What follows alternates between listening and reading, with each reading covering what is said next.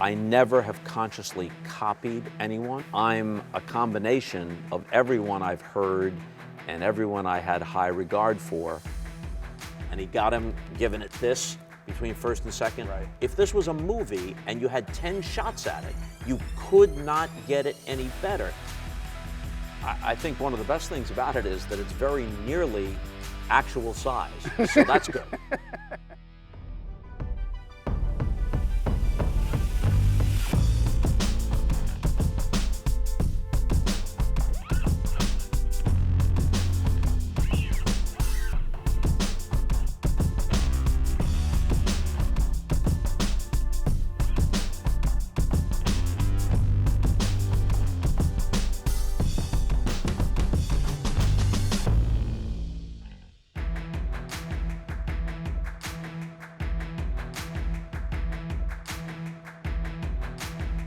Bob Costas, welcome to Baseball Stories. Thank you, Jason.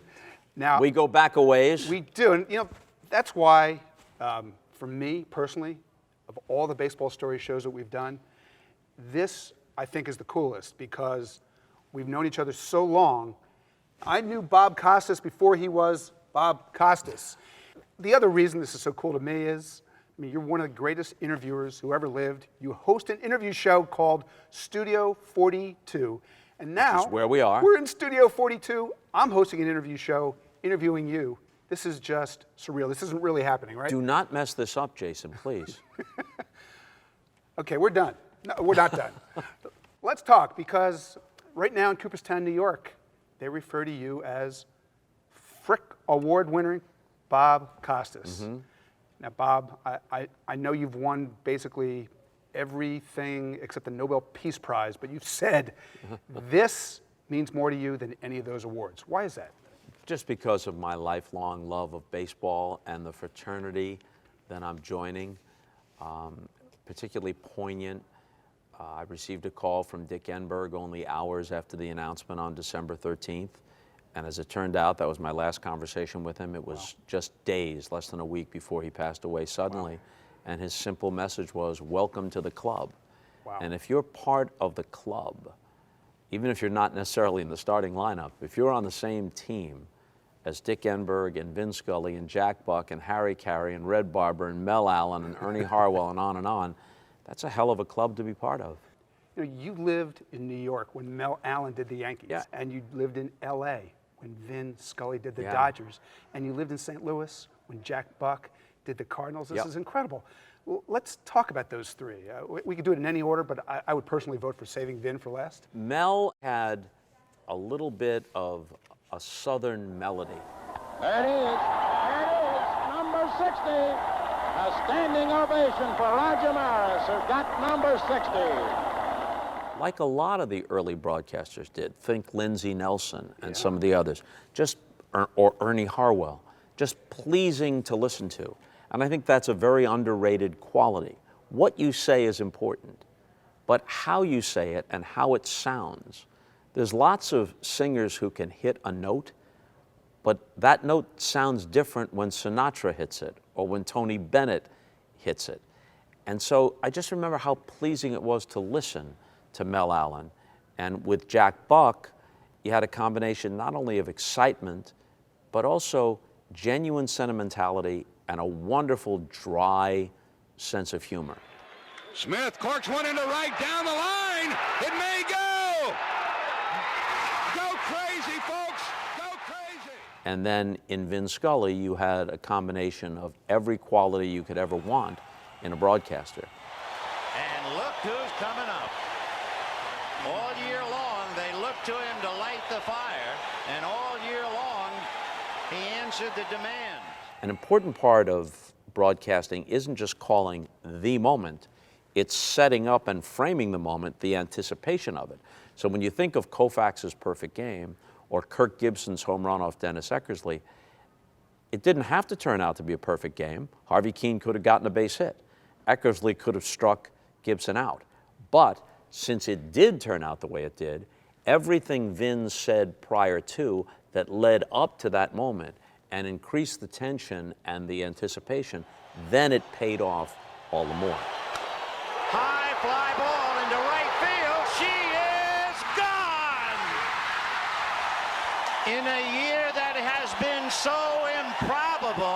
The impossible has happened. One more thing. There are a lot of cool things that go with being a Frick Award winner. And apparently one of them is this. Yeah. Now, could you tell me what this is and who the heck this is? Well, the Cardinals, who are great about this sort of thing, and since I consider St. Louis to be my hometown, the Cardinals had a bobblehead night recently in my honor. So just in case you couldn't recognize it from this perfect likeness, it does say Bob Costas here, and then Hall of Fame, and et cetera, et cetera. And I think one of the best things about it is that it's very nearly actual size. So that's good. And he got him giving it this between first and second. Right. If this was a movie and you had 10 shots at it, you could not get it any better.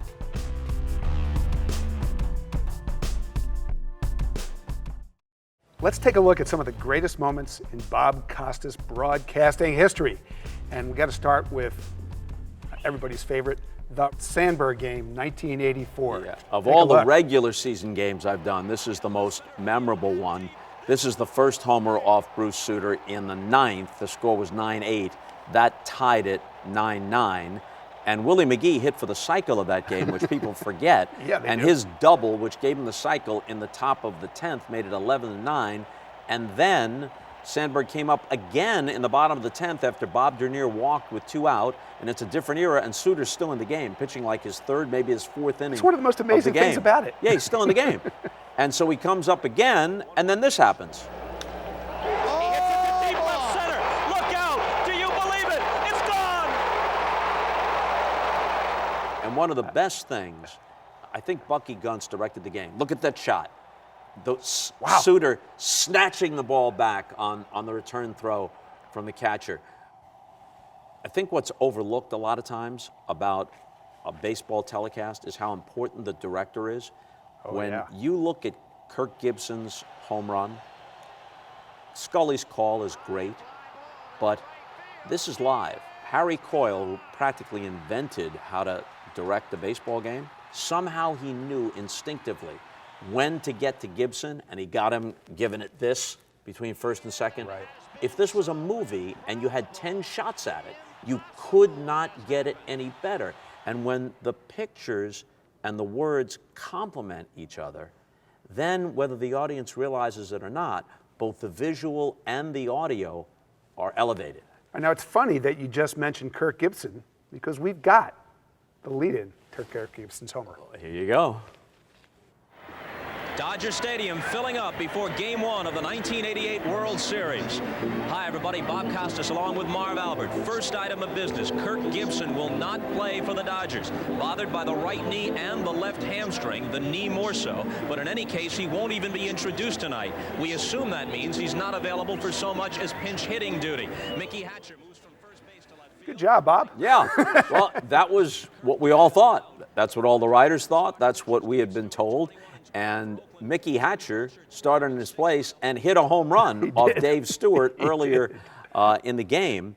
And as the game unfolded and Vin and Joe are calling it, I snuck into the corner of the Dodger dugout. And I walked down the tunnel in the 7th or 8th inning, and Gibson was on the trainer's table, half dressed, like in his skivvies. Right. And he heard Vin Scully say yet again, "We don't see Kirk Gibson. He's not in the dugout. He's not available, the Dodgers' main guy." And somehow, I mean, he was such a fiery competitor, that got to him. So he pulled his uniform on, and then he went to the cage, and he took a few swings. And with every swing, it was like thwack, like really an expression of pain and discomfort.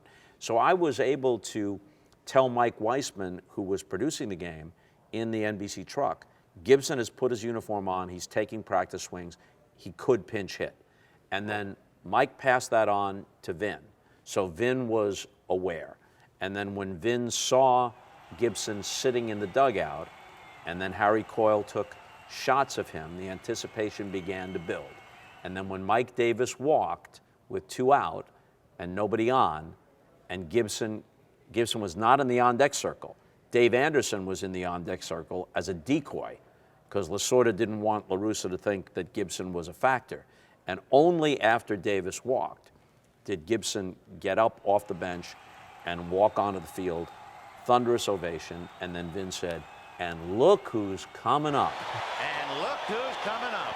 You talk about a roll of the dice. This is it. And then the whole thing unfolded. And this is one of the things in baseball broadcasting that's kind of overlooked. The count went to 3-2, and there were a couple of foul balls, and Davis stole second. So there was enough time for Vin to do those exquisite Vin Scully things. High fly ball into right field. She is gone. And now another magic moment. This is 1996, Game 1, ALCS, Yankee Stadium. A 12-year-old kid gets famous. Yes, he does. More than 15 minutes of fame. No. In right field, Tarasco going back to the track, to the wall. And what happens here? He contends that a fan reaches up and touches it. But Richie Garcia says no, it's a home run. Right, so as you're watching this, Yep. it almost seems like your first instinct was to think, well, Richie Garcia's in great position. He must was be right. He was. That's why you have the extra umpire in a postseason game, and he was in perfect position, and he just missed the call.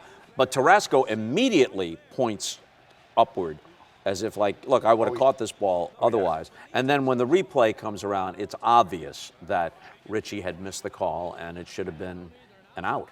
And it's so striking as you watch this and listen to you guys talk about it, how different life was before replay. Oh, yeah. And this couldn't happen now. This is really what replay is designed for. You don't want something like this to happen in the postseason. I think as you watch this wow, also... look how far out he... I mean, it isn't even close. All right, now here's a great one, because sometimes things happen in baseball that are not what they appear. Mm-hmm. Here's a ball in October that goes over the fence, but it's not a home run. It's a 15-inning game, rain pouring down through much of it. Mets need to win the game to send the game or the series back to Atlanta. They're down 3-1. The bases are loaded, and boom. It's a grand slam, right? That's what I call it. Gone!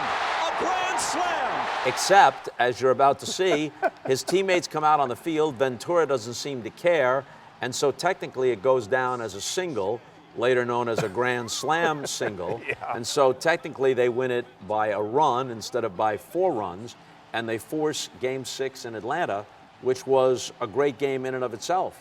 10-9 was the final score, and then that sent the Braves to the World Series against the Yankees. You know, you guys do such a great job here of pointing out immediately, this cannot be a home run. This cannot be a grand slam. And yet, if I remember right, the scoreboard had 7-3 is the score. Scoreboard had 7-3. That's not the score of the game. Right. Technical final score 4-3, and Robin Ventura gets a single. And Ventura was so funny, as you know. Said afterwards he was too tired to run around all 4 bases anyway. I was on the disabled list. So then naturally, playing the straight man, I say, "What was wrong with you?"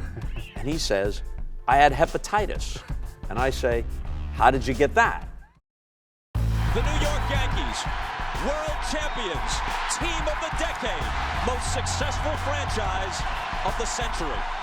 And one thing that I appreciate about listening to you is you always carry that sense, that beauty of those voices who preceded you.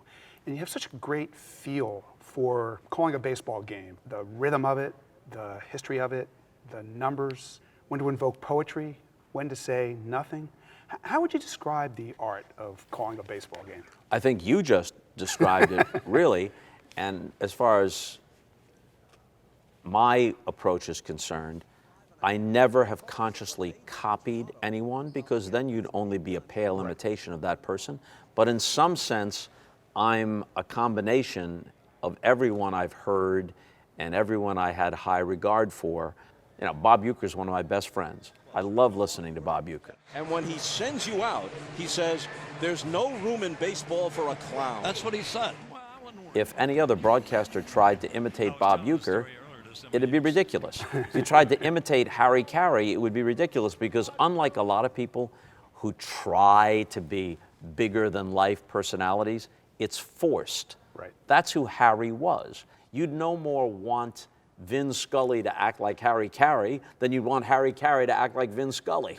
They'd both be diminished badly. You know, I actually give this advice to kids all the time when they ask me about how they can get into this business and what they should do. And that is, don't just watch and listen and read, but study. Pick those people that you admire and really try to study what makes them great, what you love about them.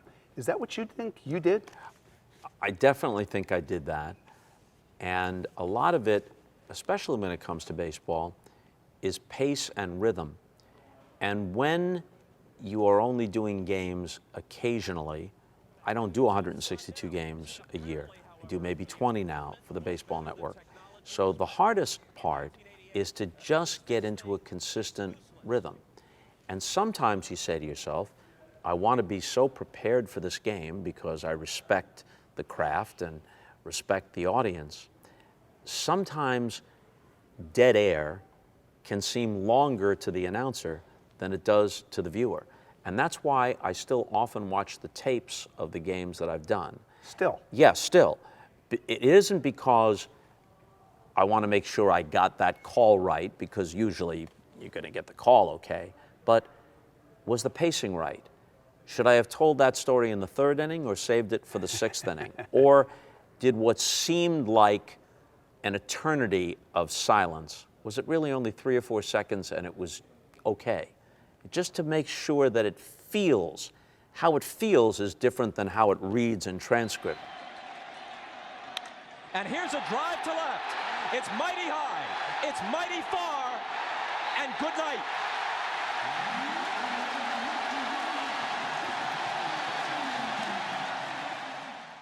You've had some legendary partners that you've worked with. I mean, let's can we talk about some of them? McCarver, Morgan, Euchre, Smoltz. Yep. I'm going to put you on the spot. Of all those guys, most fun to work with? Well, the most fun was Euchre. Of course, right? But they were all fun in their own way. But Euchre was just funny, one of the funniest human beings I've ever met, on or off the air. When he's unfiltered off the air, he's funnier yet. And luckily, before we began working together in the mid-90s, I was so familiar with all of his appearances on Johnny Carson, I was able to tee him up.